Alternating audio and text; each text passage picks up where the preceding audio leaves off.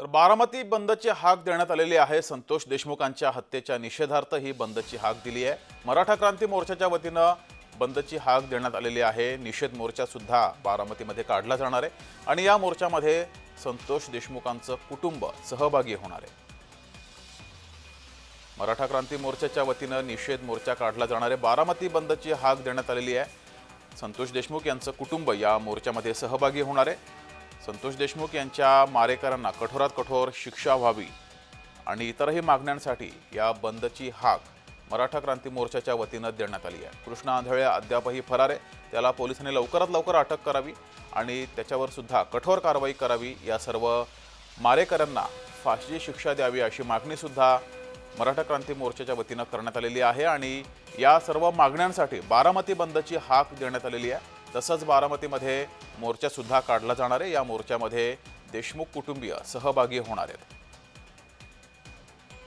मराठा क्रांती मोर्चाच्या वतीनं या बंदची हाक देण्यात आली आहे।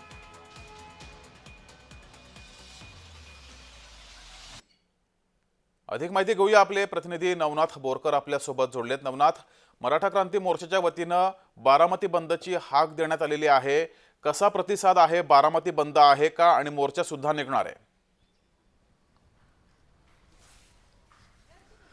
नक्की जगदीश, आज बारामतीमध्ये स्वर्गीय संतोष देशमुख यांच्या हत्येच्या निषेधार्थ आज मराठा समाजाच्या वतीने बारामती बंदची हाक देण्यात आलेली आहे आणि बारामतीमध्ये देखील सकाळपासूनच दुपारपर्यंत बारामती बंद ठेवले गेलेले आहे। खऱ्या अर्थाने बारामती येथील छत्रपती शिवाजी उद्यान येथून या मोर्चाचं नियोजन देखील या ठिकाणी करण्यात आलेलं आहे आणि या मोर्चासाठी स्वतः धनंजय देशमुख आणि स्वर्गीय संतोष देशमुख यांची मुलगी वैभवी देशमुख हे देखील बारामतीमध्ये दाखल झालेले आहेत।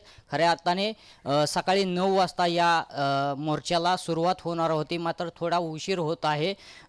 9:30च्या दरम्यान कसबा येथील छत्रपती शिवाजी महाराज उद्यानापासून या मोर्चाला सुरुवात होणार आहे आणि तो मोर्चा तसाच गुणवडी चौक आणि मारवाड पेठेतून शहरातून भिगवण चौक या ठिकाणी दाखल होणार आहे। खऱ्या अर्थाने त्या ठिकाणी भावपूर्ण श्रद्धांजली जे आहे ती संतोष देशमुख यांना वाहिली जाणार आहे आणि त्यानंतर खऱ्या अर्थाने त्या ठिकाणी धनंजय देशमुख आणि वैभवी देशमुख या मोर्चाला संबोधित करणार आहे।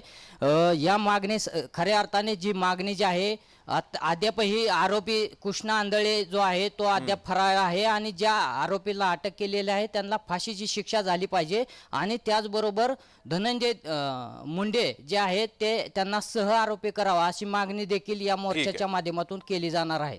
जी, तुम्ही या मोर्चावर लक्ष ठेवून राहा। तुर्तास धन्यवाद दिलेल्या माहितीबद्दल।